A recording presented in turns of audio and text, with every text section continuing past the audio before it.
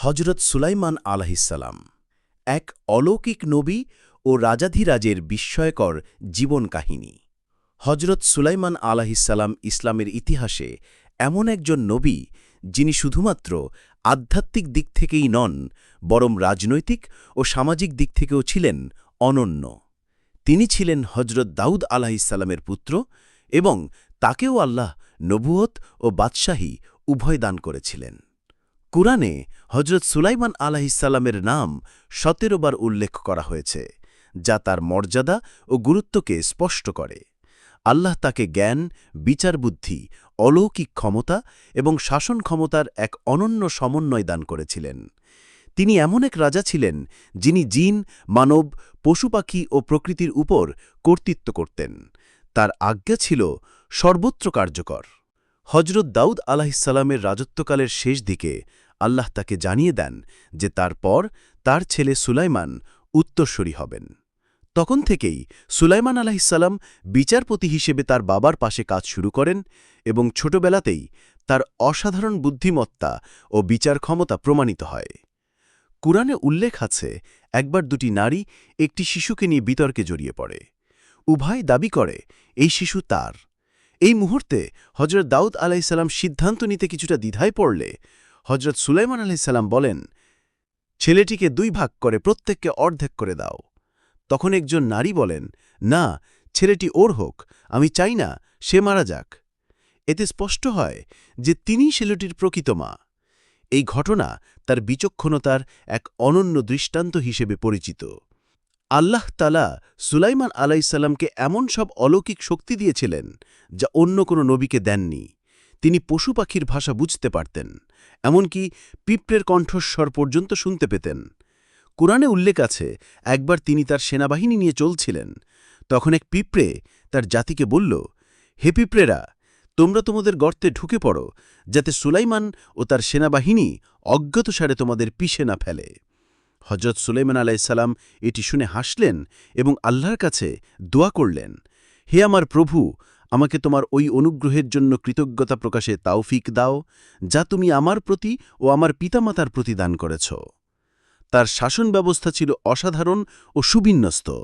তিনি জিনদের বিভিন্ন কাজে নিয়োজিত করতেন। কেউ তাকে প্রাসাদ বানাচ্ছিল, কেউ মূর্তি ও পাত্র তৈরি করছিল, কেউ গভীর সমুদ্রে ডুব দিয়ে মূল্যবান বস্তু তুলছিল। এদের মধ্যে কেউ কেউ ছিল অবাধ্য, যারা অমান্যতা করত। তাদেরকে শিকলে বাঁধা হতো যাতে তারা অনুশাসন মেনে চলে। সুলাইমান আলাইহিসসালাম এতটাই প্রভাবশালী ছিলেন যে তার শাসনের আওতায় ছিল এক বিস্তীর্ণ অঞ্চল, যেখানে মানুষ, জিন, পশুপাখি ও প্রকৃতিও ছিল তার অনুগত। তার জীবনের একটি অন্যতম ঘটনা হল হুদহুদ পাখির মাধ্যমে সাবা রানী বিলকিসের ইসলাম গ্রহণ। একদিন হজরত সুলাইমান আলাইহিসসালাম তার বাহিনী পরিদর্শনের সময় লক্ষ্য করলেন হুদহুদ পাখি অনুপস্থিত। তিনি বললেন, যদি সে যথার্থ কারণ না দেখায় তাহলে আমি তাকে শাস্তি দেব। কিছুক্ষণ পরে হুদহুদ ফিরে এসে জানাল সে সাবা নামক দেশে গিয়েছিল, যেখানে এক রানী শাসন করেন এবং তার অধিবাসীরা সূর্য পূজা করে। হুদহুদ আরও জানাল, রানীর রয়েছে একটি অত্যন্ত সমৃদ্ধশালী রাজ্য এবং সে আল্লাহর পথে নয়। এরপর হজরত সুলাইমান আলাইহিসসালাম এক চিঠি লিখে হুদহুদের মাধ্যমে পাঠালেন রানীর কাছে, যাতে বলা হয়েছিল, আল্লাহর কাছে আত্মসমর্পণ করো এবং সত্যের পথে এসো। রানী বিলকিস তার দরবারে পরামর্শ করে সিদ্ধান্ত নিলেন তিনি নিজে সুলাইমান আলাইহিসসালামের কাছে গিয়ে বিষয়টি দেখবেন। তখন সুলাইমান আলাইহিসসালাম তার দরবারে উপস্থিত সবাইকে প্রশ্ন করলেন, তোমাদের মধ্যে কে তার সিংহাসন আমার কাছে নিয়ে আসবে? একজন জিন বলল, আপনি উঠার আগেই আমি তা এনে দেব। কিন্তু এক মুমিন ব্যক্তি বললেন, চোখের পলক ফেলার আগেই আমি তা নিয়ে আসতে পারব। এবং সেই মুহূর্তেই বিলকিসের সিংহাসন তার সামনে উপস্থিত হয়ে যায়। এরপর রানী যখন সুলাইমান আলাইহিসসালামের প্রাসাদে প্রবেশ করেন, তখন তিনি দেখে হতবাক হন। এক কাঁচের মেঝেতে পানি ভেবে তিনি তার কাপড় তুলে ফেলেন, কিন্তু বুঝতে পারেন এটা কাঁচ দিয়ে তৈরি মেঝে। এতে তিনি সুলাইমান আলাইহিসসালামের প্রজ্ঞা, প্রযুক্তি ও শক্তি দেখে অত্যন্ত মুগ্ধ হন এবং সঙ্গে সঙ্গে ঈমান আনেন। হজরত সুলাইমান আলাইহিসসালামের শাসন আমলে শান্তি ও সুবিচার ছিল সর্বত্র। তিনি তার প্রজাদের জন্য অত্যন্ত দয়ালু এবং দায়িত্বশীল ছিলেন। তিনি সম্পদের প্রতি আসক্ত ছিলেন না, বরং সবসময় আল্লাহর সন্তুষ্টির জন্য কাজ করতেন। কোরআনে আছে, একবার তিনি তার অশ্বারোহী বাহিনী পরিদর্শন করছিলেন।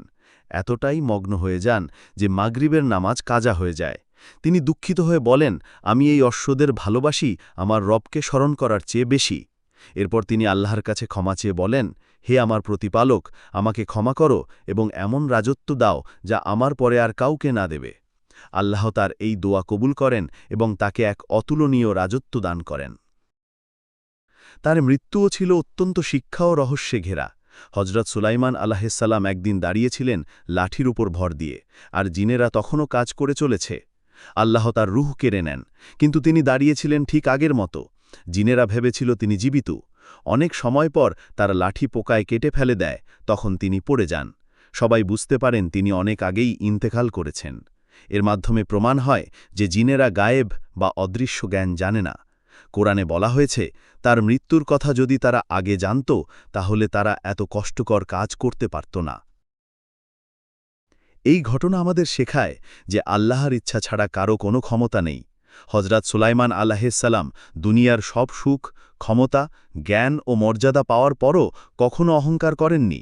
তিনি সবসময় আল্লাহর রহমতের জন্য কৃতজ্ঞ ছিলেন এবং তার উপর নির্ভর করতেন। তার জীবন আমাদের শেখায়, ক্ষমতা থাকলেও নম্রতা জরুরি, জ্ঞান থাকলেও অহংকার নয়, বরং সত্য ও ন্যায়ের পথে চলা উচিত। উপসংহার: হজরত সুলাইমান আলাইহিসসালাম শুধু একজন নবী ছিলেন না, ছিলেন এক অনন্য দৃষ্টান্ত, যিনি আমাদের দেখিয়েছেন কিভাবে জ্ঞান, শক্তি ও ধৈর্য একসঙ্গে একজন মানুষকে সত্যের পথে পরিচালিত করতে পারে। তিনি ছিলেন এমন এক শাসক যিনি দুনিয়ার বাহ্যিক জৌলুসে নয়, বরং আল্লাহর ইবাদতে নিজেকে নিমগ্ন রেখেছিলেন।